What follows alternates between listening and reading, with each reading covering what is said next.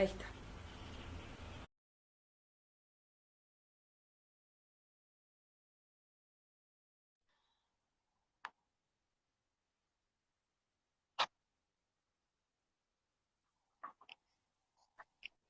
Hola, Hola, hola profe, ¿cómo está? bien, todo muy bien, qué Qué gusto. bueno. Bueno, les presento a la directora técnica actual de Colo Colo Femenino, ella es Vanessa Arauz, y como muchos ya saben, tiene un récord Guinness como la entrenadora más joven en participar en un mundial de fútbol. Primero que nada, profe, ¿cómo va la cuarentena? ¿Cómo ha sido para usted pasarla acá, a lo mejor lejos de su familia? Bueno, mucho gusto también y un saludo igual para todos. Por ahora ha sido diferente, un año distinto, una ilusión que por ahora se mantiene vigente de poder participar en el campeonato local de acá de Chile. Esperamos que se pueda retomar pronto las actividades, pero frente a eso, eh, bien, pese a que mi familia está en Ecuador, pero sé que ellos se encuentran bien, están juntos. Así que eso para mí es súper importante y es lo mismo que les decimos a las jugadoras, al cuerpo técnico, que es importante que cada una de ellas se mantenga saludable, motivadas y todo para cuando se pueda retornar a las canchas nuevamente. ¿Cómo ha sido para usted personalmente en el contacto con su familia? Porque me imagino que también usted ha dicho en varias ocasiones, primera vez que sale a dirigir a otro país. Sí, bueno, así tenía oportunidades de irme a otros países por estudios, pero en este caso ya por trabajo es totalmente diferente. Al inicio sí fue un poco difícil el hecho de saber que no se iba a continuar jugando debido a lo que está sucediendo actualmente, pero bueno, poco a poco empezamos a hacer un plan de trabajo con el cuerpo técnico, en lo cual realmente ha ayudado muchísimo como a mantener ese trabajo que se venía haciendo ya al inicio de pretemporada con el club y con las chicas, a no como que perder ese hilo que se venía dando. Es distinto, sí, porque ahora lo hacemos todo a través de una computadora, todo a través de un teléfono, pero frente a todo eso, mi familia siempre está muy pendiente, siempre son como muy motivadores para que uno pueda seguir adelante, así que yo pienso que eso es súper importante. ¿Y en qué consiste ese plan de trabajo que están llevando adelante con las chicas? Bueno, principalmente nosotros trabajamos como tratando de atacar puntos importantes, en este caso lo que es la motivación, lo que es la parte emocional, porque es lo que más ha costado actualmente. Incluso hay chicas o jugadoras que en este caso han ido sintiendo cambios en el sueño, en su postura, porque ya no se pasa todo el tiempo caminando, corriendo como es normalmente, sino ahora es casi frente a un computador. Entonces, todo este tipo de factores han afectado un poco su estilo de vida, como el de casi todo el mundo. Así que se ha Ujú. tratado esos puntos con psicólogos, con el mismo cuerpo técnico, cada uno en su área. El preparador físico les manda una pauta específica cada semana que se va cambiando. Cada semana vamos implementando programas nuevos de entrenamiento. Se hacen actividades de parte técnico-táctica y también un poco como de ocio, tratando de buscar actividades relacionadas con el fútbol, pero que al mismo tiempo sean de diversión y de unión como se haría en un equipo normal estando en un entrenamiento y que eso ayude a mantener la cohesión del grupo y la integración de cada una de las jugadoras. Así que eso es lo que hemos hecho principalmente y también porque contamos con el apoyo del club, que se ha preocupado también permanentemente desde el día que inició esto de darnos la seguridad de que podemos seguir trabajando con tranquilidad, que estamos respaldadas y apoyadas por el trabajo principalmente el proyecto, ¿no? Que se inició para este año. ¿Y cómo afecta en ese caso la planificación de este Colo-Colo, que es un Colo-Colo más nuevo, tuvo una reestructuración importante, que tiene 11 refuerzos? ¿Cómo afecta pensando en que también previo a su llegada estuvo el fútbol en alto receso por el estallido social aquí en Chile? ¿Cómo cree que va a afectar a la planificación también? Sí, bueno, esa parte sí ha sido difícil porque justo conversábamos con las jugadoras la semana pasada de que no es sencillo Hay cosas que se dan en un entrenamiento, cosas que se dan en un camerino que son innatas, que salen de momento, una broma, una situación alegre, triste, etcétera. Pero estas cosas por medio de una cámara o por medio de un Zoom o de un WhatsApp yo no las puedo crear porque no puedo inventarme algo que suceda para que las chicas ver cómo reaccionan o cómo se va dando en cada una de las jugadoras su respuesta, ¿no? Entonces justo conversábamos con ellas de que hay que buscar otro tipo de factores para poder mantener este tipo de unión grupal, de conocerse. Entonces hemos desarrollado algunos factores como hacer trabajos, enviarles trabajos por grupos y vamos variando, lo hacemos de 2 en 2, de 3 en 3 y las vamos rotando totalmente con la idea de que ellas se puedan ir conociendo, no solamente al hacer el trabajo en grupo como un estudio, sino también como para intercambiar conocimientos, intercambiar cómo estás, cómo te sientes, mira, a mí me pasó esto. Entonces las chicas se reúnen esporádicamente, a veces fines de semana, hacen una reunión virtual y conversan y juegan a distintos juegos virtuales también. Así que ha sido una de las formas que pues nos ha permitido que ellas puedan desarrollar este factor que ha sido el más difícil de todos al no estar en entrenamientos, ¿no? ¿Hay obstáculos, por ejemplo, a la hora de desarrollar el entrenamiento, por ejemplo, pensando en el espacio físico o en la falta de algún implemento o en la disposición de la chica como a nivel mental? Porque hay días que uno amanece igual dentro de la cuarentena y que uno tiene días buenos y malos en el fondo. Sí, hemos tenido jugadoras que no disponen, pues, como cada una de ellas tiene sus distintas, en este caso, áreas de donde pueden hacer los trabajos. Algunas de ellas sí han tenido dificultades, pero poco a poco se han ido acoplando a poder Ajá. realizar o tener un espacio para poder trabajar, porque nosotros hacemos de 2 a 3 entrenamientos en vivo con las jugadoras entre semana, Ya. donde el preparador físico va controlando y nosotros también como cuerpo técnico vamos controlando los ejercicios que se realizan. Así que sí, por ese lado ha sido un poco difícil, pero se hizo una especie de revisión mediante una encuesta para saber qué es lo que cada jugadora tenía, qué implemento tenía y todo. Entonces se trata de ver con botellas, con lo que pueda solucionar el problema para que ellas puedan hacer los ejercicios que se realizan.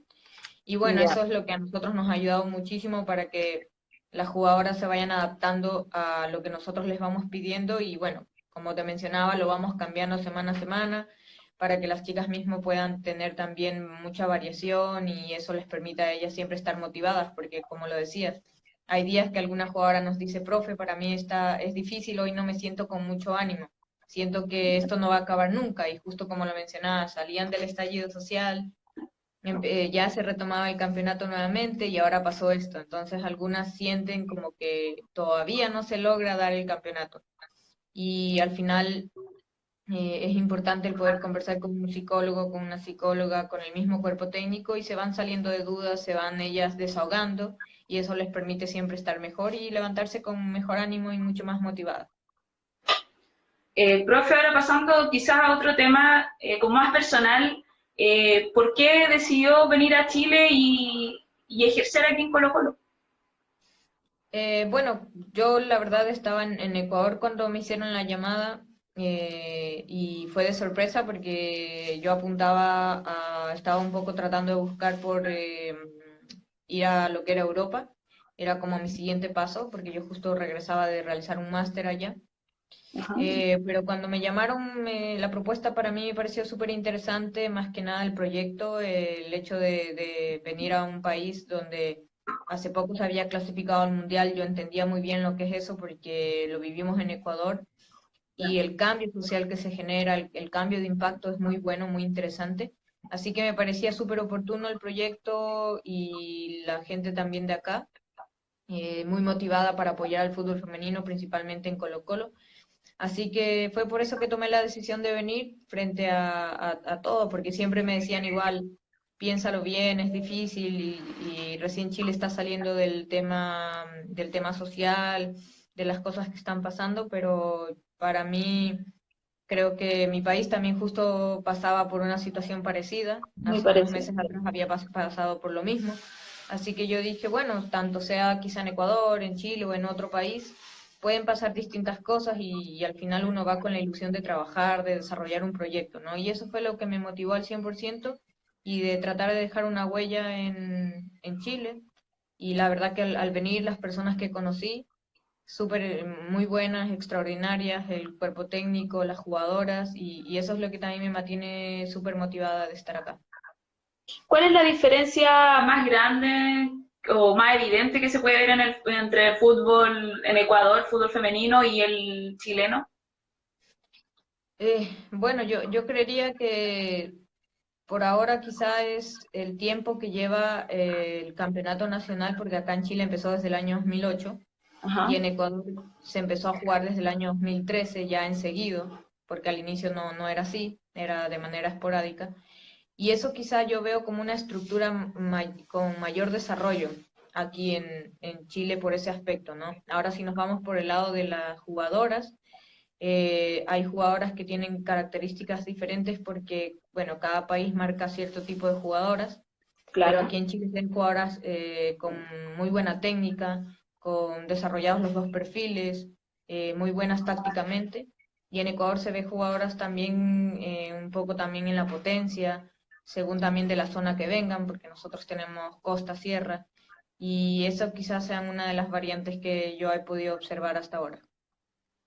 Eh, ¿Tiene algún juego preferido, o sea, un sistema de juegos preferido en relación a otro? O tiene, no sé, me imagino una referencia de algún técnico?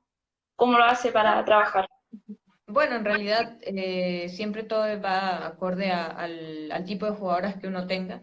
Por ejemplo, Ujú. cuando yo estaba en selección era diferente porque uno trataba de buscar un sistema que se pueda enfrentar en este caso o desarrollar un modelo de juego, que es lo que se hace, que te permita ir enfrentando a cada uno de los países de Sudamérica, que es lo que uno se enfrentaba principalmente, ¿no?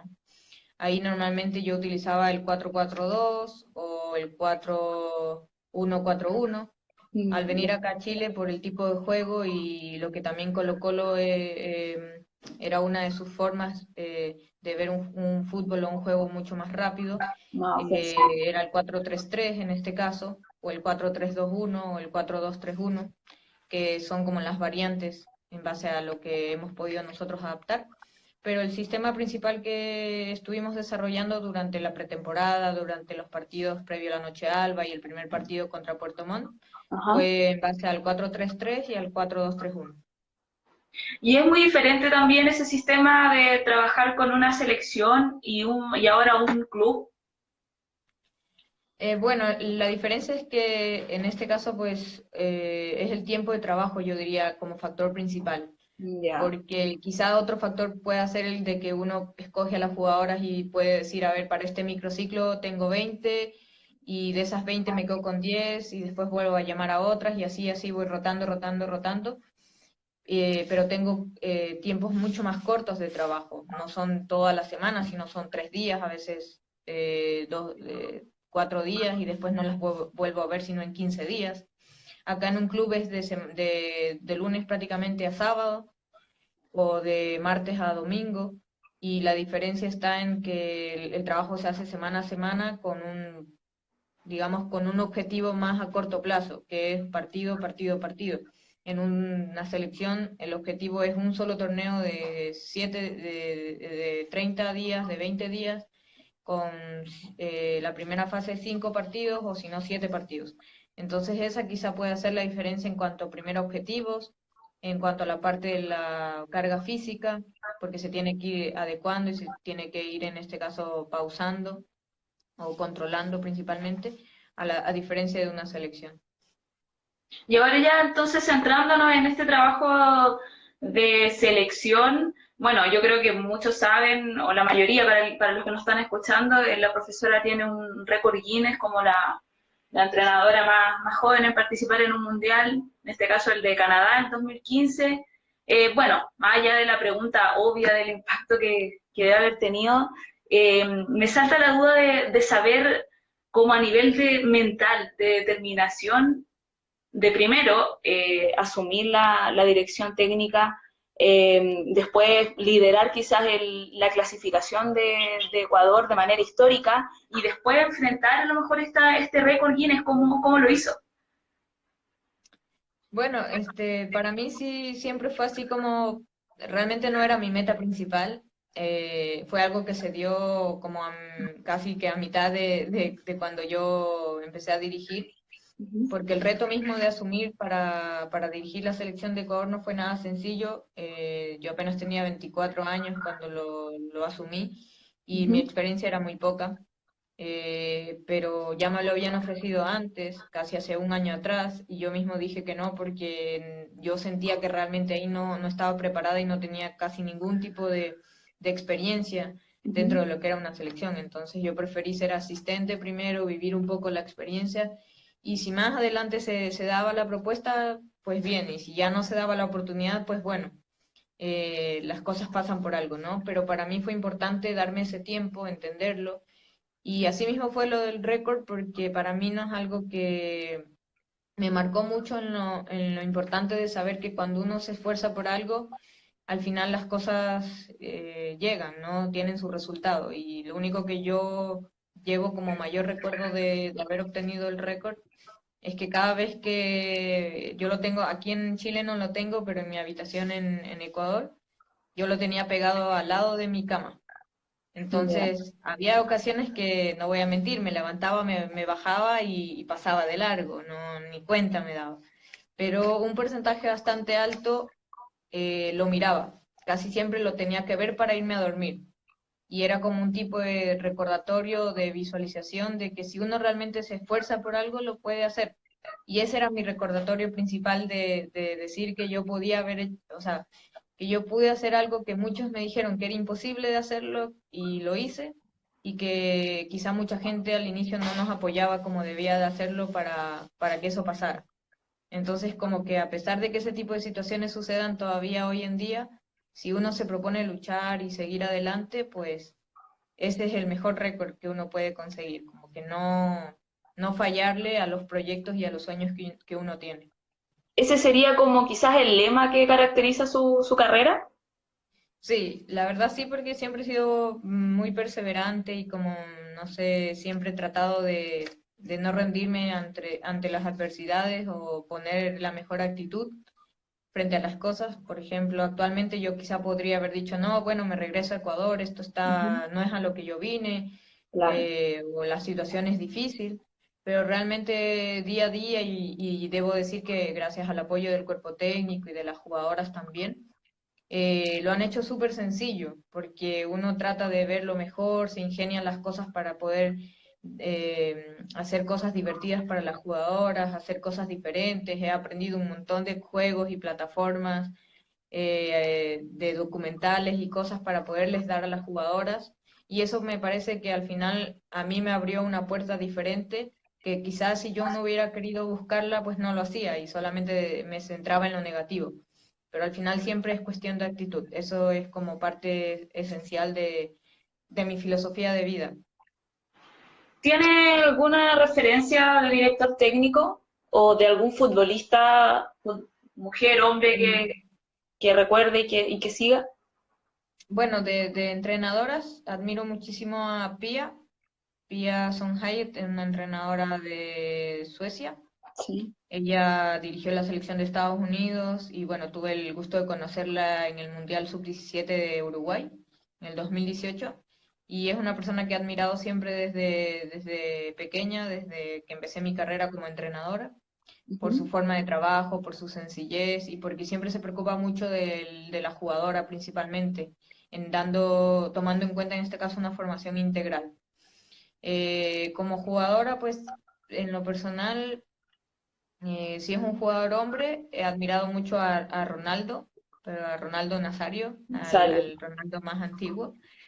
Y de jugadoras, pues siempre me ha gustado mucho Mia Hamm, de las jugadoras Ya. como más antiguas, y quizá de las actuales todavía tengo por ahí muchas jugadoras que me gustan bastante, cómo juegan todo, pero bueno, quizá una de ellas, dentro de las jugadoras ecuatorianas, tengo muchas que podría decir actualmente que admiro bastante, no solo por haber tenido la oportunidad de dirigirlas, sino por la calidad de personas, pero creo que al final, ya cuando tenga quizá unos años más, podré decir cuál es mi jugadora favorita de estos tiempos. Para que no se sientan mal las otras, si no nombró a una Sí, u otra. para que no se sientan mal. Y respecto a esta idea que uno tiene a veces, porque usted fue antes futbolista, antes de estudiar la dirección técnica, ¿qué piensa respecto a esas personas que dicen, no, como no jugó antes, quizás no está tan preparado? ¿Qué piensa respecto a esa dualidad? ¿Hay que Bueno, ser futbolista antes o uno puede dedicarse a esto como entrenadora? no, yo pienso que al final si uno estudia, se prepara, conoce, puede hacerlo sin ningún problema. Quizás sea difícil ciertos factores, como cuando te dicen, a ver, profe, haga un ejemplo, porque no me sale este tiro libre o no entiendo este pase o algo así, y quizá yo diga, no, ¿sabes qué? La verdad es que no puedo patear ni una botella, y va a ser súper difícil que te pueda enseñar. Y ese quizás sea un plus distinto, pero realmente eso también se aprende. A pesar de que quizás yo no haya jugado al fútbol, la técnica sí es algo que yo puedo llegar a desarrollar de una manera muy buena como para poder enfrentarme a este tipo de factores que te pongan a prueba dentro de la parte de la enseñanza-aprendizaje en un entrenamiento. Pero no es algo que realmente impide ahora. ¿Qué te da también como un plus distinto haber sido jugadora o jugador? El camerino, por ejemplo, situaciones de camerino, situaciones de estrés del propio jugador cuando está en el terreno de juego y siente la Ya. presión del momento, la presión de no fallar, la presión del público, la presión del partido final o el partido más importante para pasar de fase, etcétera. Ese tipo de aspectos, haberlos vivido, ayudan muchísimo para cuando uno quiere dar algún discurso, ayudar a alguna jugadora, en alguna situación similar. Entonces, son cosas distintas como experiencias vividas, pero al mismo tiempo yo pienso que si una persona se prepara bien, estudia, trabaja para hacerlo, puede desarrollarlo sin ningún problema. ¿Qué valor le da en ese caso a la psicología deportiva para el desarrollo de un buen plantel? Yo le doy un valor súper alto. De hecho, yo he realizado bastantes estudios en psicología del deporte. No soy psicóloga en sí, pero sí tengo como rama de estudio la psicología deportiva porque pienso que es un factor fundamental. Incluso eso para mí es un criterio dentro de lo que yo he podido estudiar que te hace ganar hasta partidos, porque no solamente es la parte futbolística, puedo yo desarrollar un equipo muy bueno a nivel táctico, muy importante, pero si yo no sé cómo está mi jugadora en ese momento, quizá está pasando por un buen momento, un mal momento, o la cohesión del grupo, o el grupo en sí no está bien, está bajo, etcétera, son factores que yo debo aprender a darme cuenta, incluso crear escenarios o crear una dinámica positiva o quizás sacar al grupo de un estado negativo, de baja autoestima, etcétera. Ajá. Entonces, todo este tipo de factores te los da la psicología del deporte, al menos el poder entender las dinámicas que se deben desarrollar dentro de un equipo. Pero hoy día se ve tan desarrollado en las federaciones porque pareciera que no se le da tanta importancia a esta área o que no hay Depende tanto mucho. conocimiento. Sí, depende mucho en este caso de cada federación. Acá en Chile, bueno, yo como también trabajo como instructora con Mebol, tuve la oportunidad de venir el año pasado y supe que sí trabajaban, o sea, que cuentan con un área de psicología, incluso en la carrera del INAF, si no me equivoco, Sí. manejan el área de coaching deportivo, de psicología del deporte también. Entonces, sé que sí la imparten o que sí está dentro de o está siendo tomada en cuenta. En Ecuador también la toman en cuenta y en algunos otros países de Sudamérica que he podido visitar también, pero es verdad que aún es un mito. Hay muchas personas o entrenadores o entrenadoras que piensan que no es necesario, que el psicólogo le va a estorbar o que el psicólogo es para las personas que necesitan ayuda ya de otro aspecto, no del aspecto psicológico deportivo, sino quizá personal. Entonces, ese tipo de factores son los que a veces tienen contradicción de muchas personas para no aceptar la ayuda de un psicólogo o una psicóloga dentro de un plantel deportivo, pero pienso que es súper fundamental para poder desarrollar a veces factores importantísimos en la jugadora que pueden estar impidiendo un desempeño muy bueno en su trabajo. Me imagino incluso ahora en este tiempo de cuarentena qué útil debe ser también manejar este tipo de concepto y de conocimiento, tener esta preparación. Sí, sí, realmente es súper útil. En lo personal a mí me ha ayudado muchísimo, incluso he podido contar con colaboración de algunas personas, porque cuando hice también el curso de coaching deportivo, pude contar también hace poco con dos charlas que nos ayudaron personas del coaching y ellos dieron herramientas a las jugadoras de cómo manejar este tipo de factores de estar en cuarentena, cómo poder tener herramientas como la visualización, como el reencuadre, como el poder generar el cambio de un estado de ánimo a otro sin que esto afecte nuestro desempeño diario, la Ajá. convivencia también, etcétera, ¿no? Entonces son herramientas que para mí me parecen fundamentales. Aparte, yo pienso que todo ser humano debe aprender a conocerse, principalmente saber cuáles son sus defectos, sus virtudes, saber cuál es su límite en las cosas. Ujú. Y eso te permite también a ti mejorar, porque por ejemplo yo como entrenadora, yo sé cuáles son mis mejores virtudes y las que no. Y yo me sé apoyar en mi cuerpo técnico cuando digo, mire, esta parte de aquí yo no sé desarrollarla muy bien, así que necesito el apoyo de ustedes porque ustedes la saben desarrollar mucho mejor. Y así uno aprende a apoyarse y a generar un trabajo grupal bueno. Pero si yo creo que puedo hacerlo todo y en realidad no lo puedo hacer, eso genera un trabajo que no es bien hecho. Entonces yo creo que eso es muy importante aprender a conocerse. Aprender a conocerse, claro. Es instructora Conmebol, como decía recién, ha tenido la oportunidad de trabajar al interior de la confederación y quería preguntarle, porque hoy día existen críticas, o al menos respecto como al desarrollo del fútbol femenino, por la cantidad de torneos que existen para clasificar a los certámenes internacionales, al Juego Olímpico, al Mundial. Eh, ¿Cuáles son los desafíos que hoy día tiene la Conmebol como concretos para quizás cambiar un poco esto? Bueno, la Comebol, de lo que yo puedo decir, ha venido cambiando quizá el formato a raíz de que se ha visto mismo esto de que se necesitan como generar mayores plataformas para que las jugadoras puedan tener mayores torneos. A Ajá, raíz de esto se creó la Fiesta de la Juventud, que es este torneo que se juega categoría sub-14 y sub-16 cada año, por lo menos por el mes de enero o febrero, claro. en el cual se trata de fomentar la participación de categorías formativas, que eso no existía antiguamente y por lo tanto los países no desarrollaban este tipo de categorías. Ahora ya hay. De ahí también se lanzó el año pasado la sub-19, se la realizó en Ecuador, que se realizó por zonas, porque Ecuador cumplió, creo, con Venezuela, Colombia, Ecuador, y creo que Bolivia, o hasta ahí creo que era la zona, y la otra zona era Bolivia, Perú, Brasil, y después venía la otra zona que era Argentina, Uruguay y Chile, si no me equivoco. Entonces, eso fue una sub-19 como preparativo del sub-20 que se jugó ahora en San Juan, en Argentina. Sí, Entonces, lo que se estaba tratando de hacer es generar mayor participación previa a una competencia, porque eso es lo que más les falta a las jugadoras, tener competencias internacionales. ok. Entonces, la FIFA, por ejemplo, en el Congreso del año pasado, mencionó que van a tratar de crear muchas más ligas, como en este caso, por ejemplo, existe la Champions, existen este tipo de copas, pero por ejemplo, así como hay este torneo del Mundial de Clubes, ¿Sí? iban a generar posiblemente un Mundial de Clubes para la parte femenina.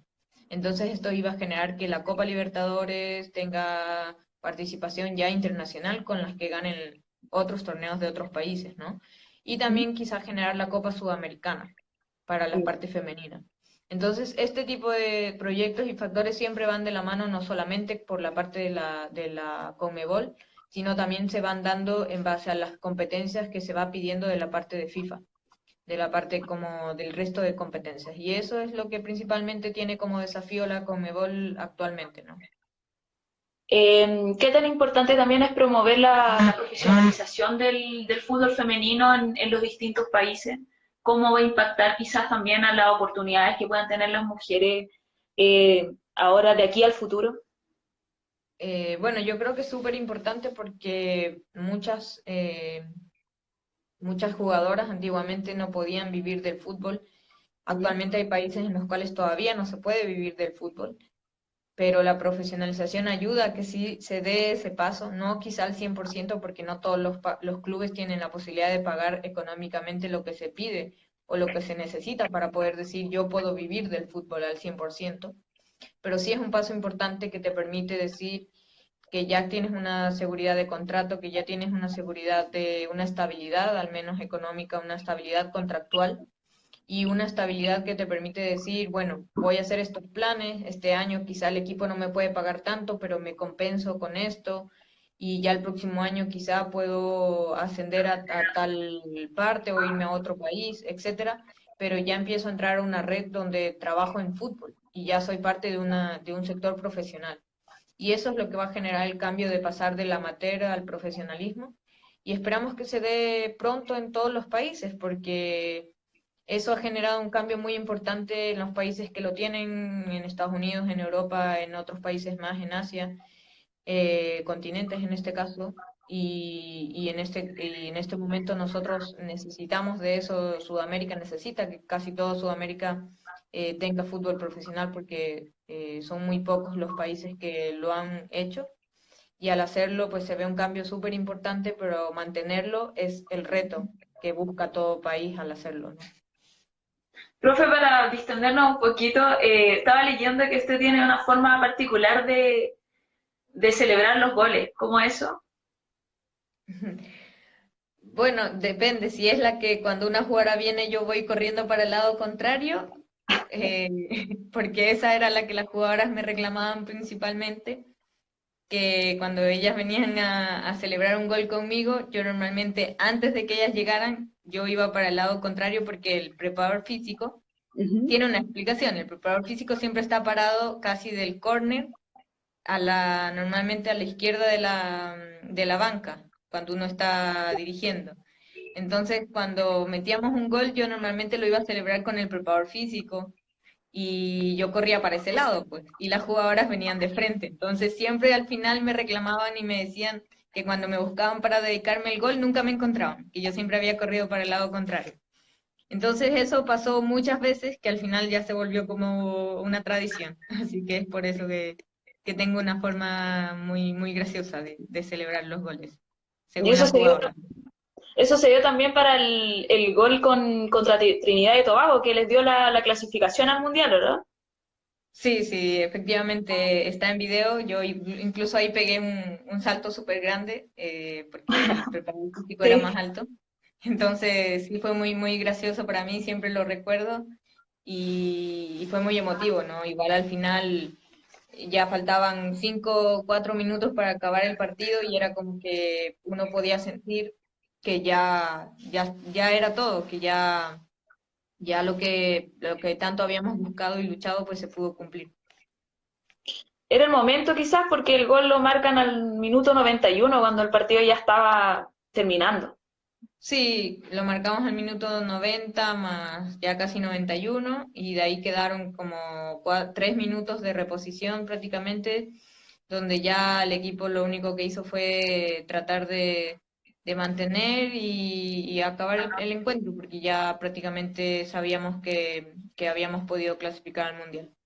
¿Pero qué piensa? ¿Cree que fue destino o también fue a lo mejor un regalo del buen trabajo, del sacrificio que habían hecho varias de sus jugadoras y usted particularmente?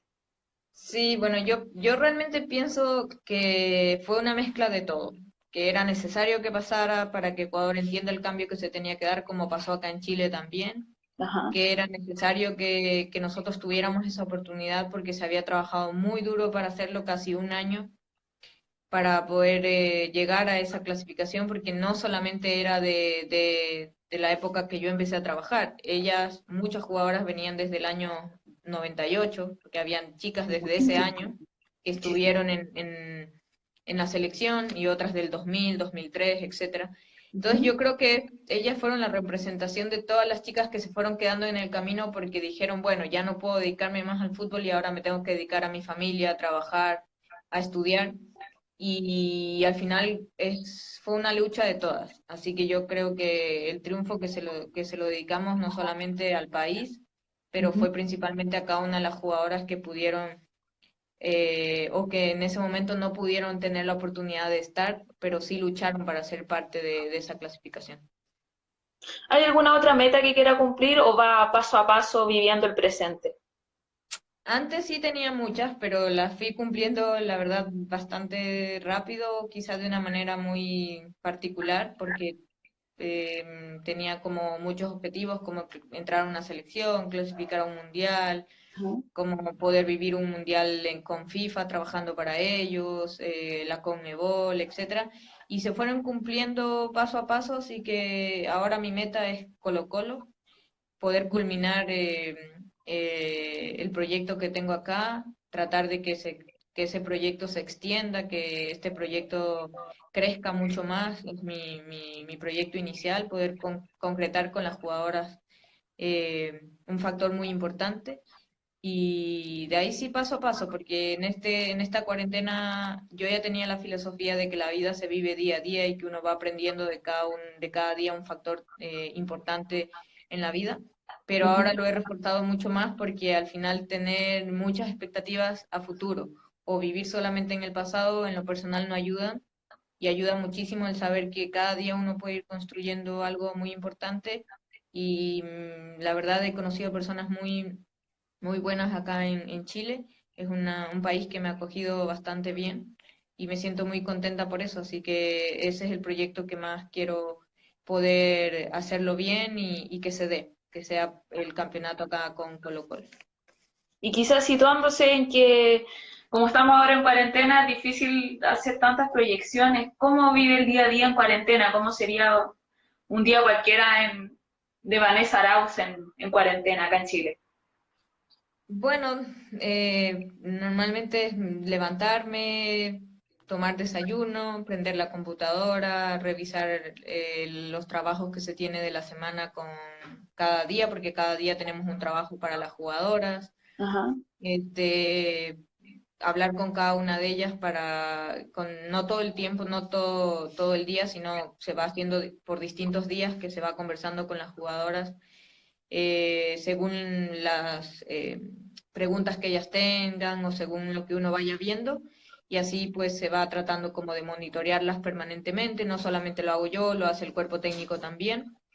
¿Ya? De ahí tratamos siempre de mantenernos en contacto con en general todo lo que es el ambiente que nos rodea de la parte futbolística. De ahí hacemos, si toca un entrenamiento en vivo, bueno, de ahí almuerzo y de ahí continúo trabajando en la computadora, generando los trabajos para la siguiente semana o para esa misma semana, revisando los trabajos también. Y de ahí si tenemos entrenamiento en vivo, pues eso empieza a las 6 de la tarde, lo hacemos vía una plataforma, se entrena 1 hora aproximadamente y ya después de eso me quedo trabajando un rato más en la computadora y quizá revisar documentales o algún partido, video para las jugadoras y de ahí al día siguiente pues depende mucho si se tiene una charla, preparar el texto que se va a utilizar para esa charla, para las jugadoras y así sucesivamente, pero es casi todo el día frente a la compu, es lo que ha variado. Mi reloj, incluso que me mencionaba los pasos que hacía antes cuando estaba en el entrenamiento en Colo-Colo, yo llegaba a hacer 20.000 pasos diarios.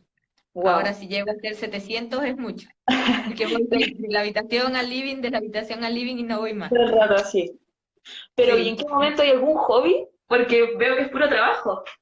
sí, o sea, bueno, frente a eso sí trato de hacer alguna otra cuestión de distracción, bueno, no me llevo mucho con la televisión, pero frente a todo eso, por momentos sí me distraigo con alguna serie que tenga interesante o con la ¿Qué serie? música, que me gusta bastante. Bueno, me gusta mucho Merlí, es una serie de los filósofos, Sí, perfecto. es una serie que estuve viendo hace poco y eso, esperando que suban una nueva temporada que posiblemente van a subir. Así que sí estaba un poco también con eso, pero quizá eso más lo hago los fines de semana. Ah, Pero de ahí más con los documentales también, tratando de ver para las jugadoras, he visto los de Guardiola, tratando de ver qué les puede servir a ellas para ir mejorando y reforzando cualquier acción, y las lecturas, porque también trabajamos mucho con las lecturas, entonces les mandamos a las jugadoras tenemos 2 libros que estamos apoyándonos, uno se ¿Ya? llama Los 20 pasos de la felicidad Ok, y ya. otro El arte de no amargarse la vida. Es un libro que ayuda muchísimo a entender factores esenciales como los que están pasando ahora, porque es como uno puede ver cosas que a veces, no sé, te dejan basura fuera de tu casa y tú todos los días ves eso y te enojas, te enojas, te enojas, pero ¿cómo puedes hacer algo frente a eso y que no te cause enojo? Entonces son factores como esos, situaciones como esas, ayuda a entender muchas cosas de la vida, procesos de uno, que permiten mucho tener una mejor estabilidad emocional.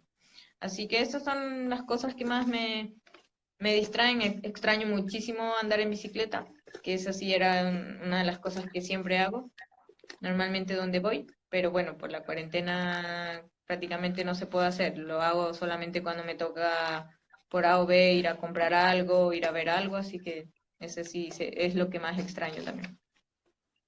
Eh, bueno, ya se nos está acabando el tiempo, se me pasó igual un poco volando. Y pensando también en esa filosofía que se nota que como que es bien seguidora de eso. Para cerrar, la última pregunta tenía que ver con algo igual personal.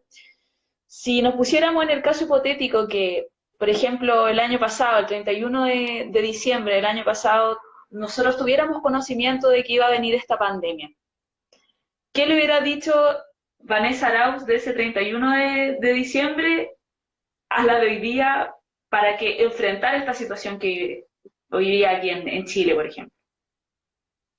O sea, si tendría 2 respuestas. O sea, si lo Ujú. vemos quizá desde un lado más cómico, un poquito más para salir de una respuesta quizá muy profética, ¿Ya? sería como que compre muchas mascarillas y tenga muchas Claro. mascarillas. Eso fuera quizá una de las respuestas que más me hubiera dicho en ese momento. Pero quizás si nos vamos a la parte humana, lo que me hubiera dicho es prepárate porque se viene algo que quizá lo habías vivido en selección al estar 30, 20 días en un mismo lugar, pero no con la restricción de saber que todo el mundo está así. Entonces quizá lo Ya. único que hubiera dicho es prepárate y sé fuerte porque tú vas a estar lejos de tu familia, pero vas a enfrentar un reto diferente en la vida que te hará ser mejor persona o quizá sepas que te cuesta mucho hacer las cosas. Entonces eso quizá sería lo que me hubiera dicho en lo personal. ¿Cómo se encuentra hoy día de ánimo, como para terminar ya este live? Yo súper Optimista, bien. sí. Sí, yo súper optimista porque pienso que la vida te entrega muchas oportunidades de aprender y de crecer y de valorar mucho lo que uno tiene. Y a veces siempre reclamamos por algo, siempre decimos, no, esto, ¿por qué es así? Si tengo esto igual, ¿por qué tengo esto? Entonces yo creo que estos tiempos nos ayudan muchísimo a entender que la vida, las situaciones que pasan en la vida pasan por algo y que Ujú. si uno tiene que aprender a ser más fuerte o aprender a reconocer lo que tiene y dar gracias por lo que tiene, pues nunca es tarde para hacerlo, pero que no esperemos mucho a veces para decir las cosas porque nunca se sabe cuándo puede ser muy tarde y que aprovechemos estos tiempos para estar juntos, para estar con la familia, para abrazarlos, para decirles un te quiero y para valorar cuando teníamos todo el tiempo en cancha para entrenar y a veces no íbamos con ánimo y ahora nos Ujú. morimos por pisar un terreno de juego para poder dirigir o para poder estar ahí. Eso lo veo desde mi punto de vista como entrenadora y quizá les pase lo mismo a las distintas personas en sus trabajos, ¿no? Antes no querían Claro. estar frente a un computador y ahora quisieran estar en su oficina y así sucesivamente. Así que yo creo que aprender a valorar lo que tenemos para que cuando no podamos no suframos tanto como mucha gente lo está quizás pasando ahora que no es fácil. ¿Esta situación va a cambiar la forma de ver el fútbol o cómo se desarrolla el fútbol? ¿Tiene una visión más o menos optimista al respecto o cree que no, que la gente va a volver al estadio y hacer lo mismo? Bueno, el fútbol femenino tiene una ventaja, que a nosotros casi siempre nos ha tocado jugar casi sin público. Claro. Entonces, quizá para nosotros no sea tan difícil entenderlo así. Pienso más que les va a costar a la parte de los futbolistas, porque ellos han acostumbrado muchísimo, en este caso a los varones, a jugar con público. Pero para nosotras las mujeres quizás sea como una pausa, porque ya estábamos en ese proceso de empezar a generar que vaya el público, ¿no? Esa quizás sea una diferencia muy grande y el hecho de tener que cumplir con los protocolos de cuidados, que es lo completamente necesario, como las mascarillas, como las distancias, como el quizá mantener esta parte del afecto de saludarse, de un abrazo, de celebrar, como mucho más lejana. Entonces quizá ese tipo de control de emociones, de esa efusividad, de esa celebración de un campeonato o de ese tipo de factores sean las que uno sienta diferente, ¿no? Pero bueno, son cosas que son importantes para poder salir y poder salir adelante principalmente.